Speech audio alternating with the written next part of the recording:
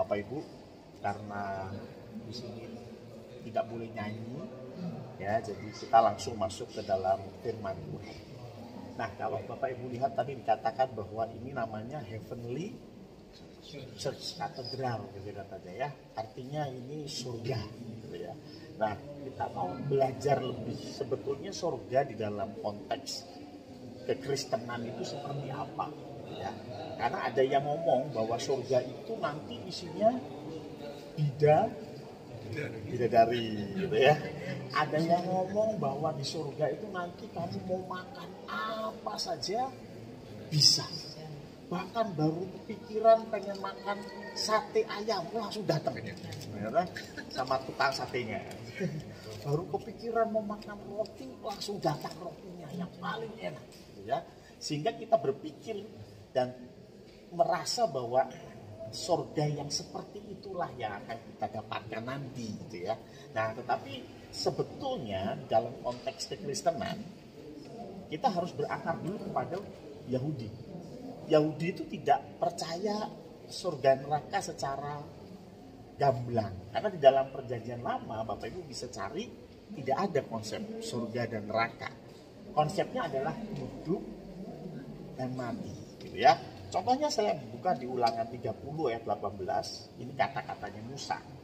Maka aku memberitahukan kepadamu pada hari ini bahwa pastilah kamu akan binasa, tidak akan lanjut umurmu di tanah kemana engkau pergi menyeberang sungai Yordan untuk mendudukinya.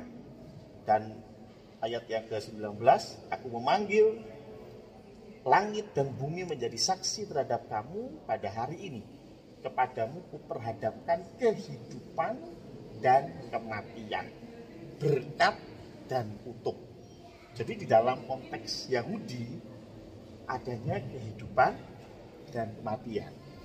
Tapi ini sebetulnya relate dengan apa yang diajarkan Tuhan Yesus.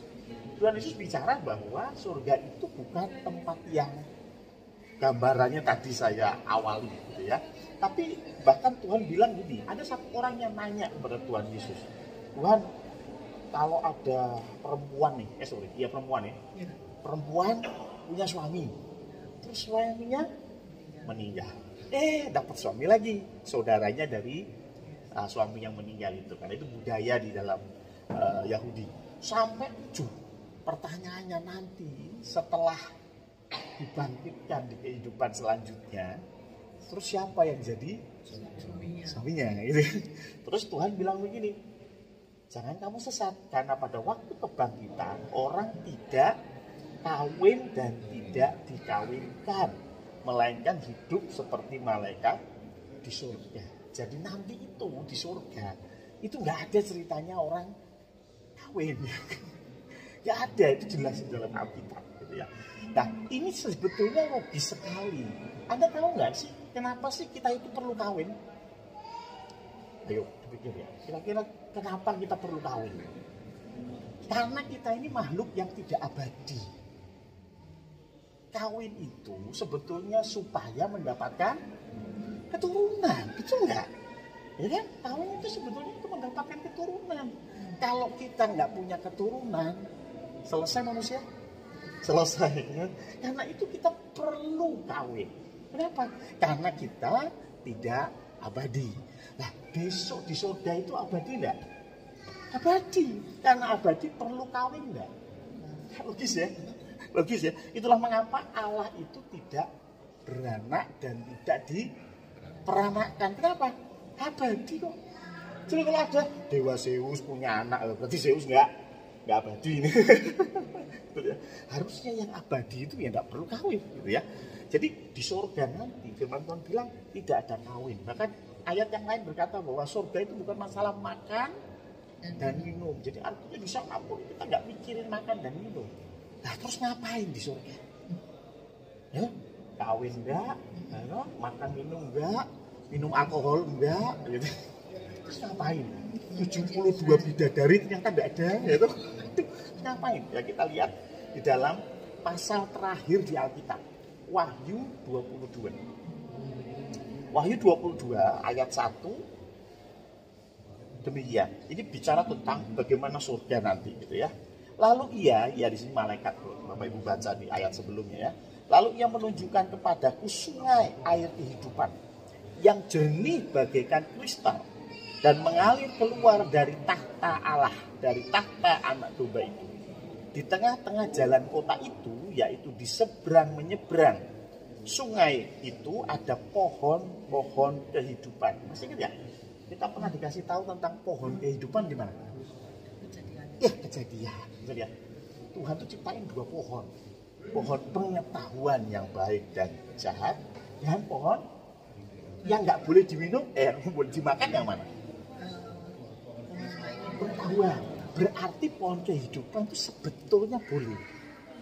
Makanya ketika Adam dan Hawa makan, terus Tuhan bilang apa? Suruh mereka keluar dari taman ini, jangan sampai mereka mengambil pohon kehidupan, ya toh? Karena kalau makan pohon kehidupan nanti jadi nggak mati, nggak ada dampak dari dosa, gitu ya. Karena ini bicara ketidaktaatan, maka ada kematian, gitu ya. Tapi intinya ternyata di surga nanti itu bukan sesuatu yang baru, tetapi di surga nanti Tuhan sedang mengembalikan ciptaannya kepada rencananya semula. Dulunya kan ada pohon kehidupan, sekarang di surga ada, gitu ya. Ada sungai-sungai yang mengalir. Masih ingat ya? Di Taman Eden ada sungai? Ada sungai ya. Nah artinya ini dikembalikan, gitu ya. Ayat ketiga maka tidak akan ada lagi laknat, tidak ada kutuk. Tahta Allah dan tahta anak domba akan ada di dalamnya. Nah ini yang menarik. Dan hamba-hambanya akan beribadah kepadanya. Dalam terjemahan lain dikatakan akan melayani dia. Jadi kita ini kalau nanti masuk surga, konsepnya bukan surga seperti yang kita bayangkan atau teman-teman agama lain bayangkan. Tetapi surga di sana adalah langit yang baru, bumi yang baru, di mana Allah bertahta di situ, dan kita ini enggak ongkang-ongkang kaki. Kita enggak terus berpikir, oh saya pengen jus jeruk, langsung datang. Kita pengen durian datang. Enggak. Kita melayani. Bayangin tuh, kita melayani. Ya, kita melayani Allah di surga nanti. Makanya kalau sudah mulai nggak cocok bisa pindah server monggo ya. Kayaknya enak yang sana ya dapat 72 ya. Boleh ya. Tapi di surga nanti seperti itu gitu ya. Jadi kalau di dunia ini maaf Anda nggak mau melayani, saya khawatir jangan-jangan Anda di surga nggak betah. Ya kan? Loh, karena di surga nanti melayani kita. Kita nggak dilayani. Ingat kita ini hamba. Dulu, sekarang, dan selamanya kita ini hamba. Kalau kita mau masuk surga supaya dilayani, apa bedanya sama Adam dan Hawa? Adam dan Hawa tuh masuk neraka kenapa sih? Kalau kamu makan buah ini, kamu akan seperti Allah. Itu kan itu yang diomongin sama si iblis. Kalau kamu makan buah ini, kamu akan seperti Allah. Artinya apa? Dilayani ya. Jadi Adam dan Hawa tuh pengennya konsepnya ongkang-ongkang kaki dilayani ya. Jadi kalau kita berpikir surga nanti kita dilayani, apa bedanya kita sama Adam dan Hawa yang jatuh dalam dosa? Kita di sana nanti melayani. Terus apa indahnya, apa nikmatnya? Firman Tuhan itu bicara tentang Yesus itu sebagai suami, jemaat itu sebagai mempelai wanita, istri. Suami dan istri itu satu ikatan yang luar biasa. Dan kalau bicara itu, maka bicara kebersamaan adalah sesuatu yang paling indah. Saya terinspirasi dengan kesaksiannya Pak Yobata. Ya, Pak Yobata bilang apa? Saya dapat gratis nih. Cuma masa saya sendiri yang datang. Saya paham, kenapa? Bagi dia, mau kemanapun tanpa istri itu neraka. Iya nggak? Tapi ke Indomaret gandeng istri itu surga, paham ya? Jadi surga dan neraka dalam konteks Kristen itu bukan tempat, tetapi dengan siapa kita berada. Dan firman Tuhan bilang apa? Aku pergi menyediakan tempat bagimu, supaya di mana aku berada, di mana di situ pun kamu Jadi ini keindahan cintanya Tuhan. Di mana aku berada, kamu berada. Widih, sebetulnya itu surga.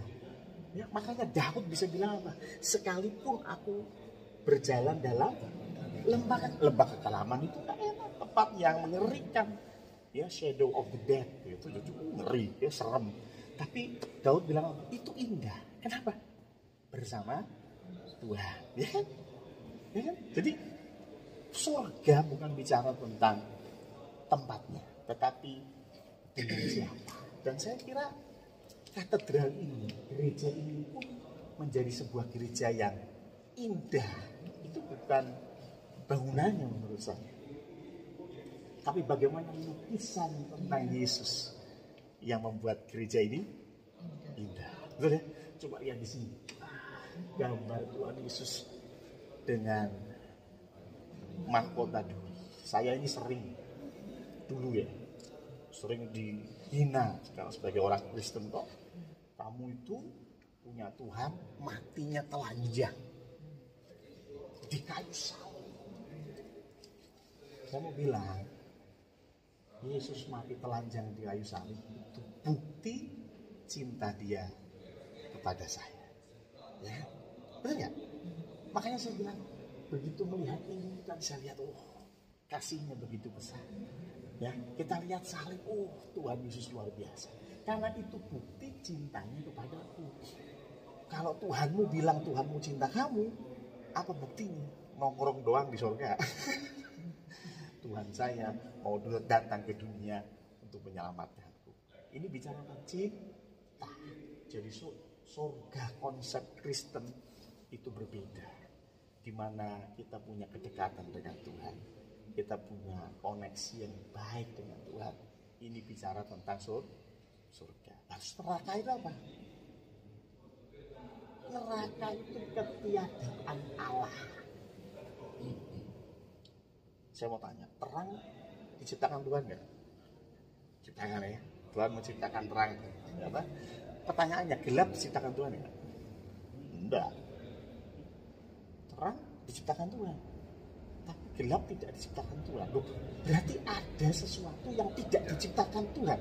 Sebentar, gelap itu sebetulnya bukan diciptakan. Gelap adalah kondisi tidak ada. Ya kan? Gelap itu kondisi tidak ada terang. Hidup itu oleh Tuhan. Berarti mati oleh Tuhan. Bukan. Mati itu tidak ada hidup. Begitu? Mati itu kondisi tidak ada hidup. Jadi ketika tadi Musa bilang, aku hadapkan kepadamu, mau milih mana? Kehidupan atau kematian? Bicara apa? Kehidupan, bicara bersama Allah. Karena Allah adalah sumber kehidupan. Kematian bicara apa? Tanpa Allah. Terus berarti nggak ada surga dan neraka dan tidak ada yang dibakar-bakar, disate. Saya melihat di Alkitab kok Tuhan tidak pernah bicara begitu detail tentang neraka. Tuh lihat, cuman bilangnya apa? Tempat yang penuh ratap dan retak gigi, udah gitu doang. Gak pernah di Alkitab ditulis nanti lidahnya ditarik setrika, nggak ada ya. Di Alkitab nggak ada ya. Ya, karena apa? Karena Tuhan mau kita semua bersama-sama Dia di dalam kerajaannya bumi yang baru langit yang baru. Ya, amin.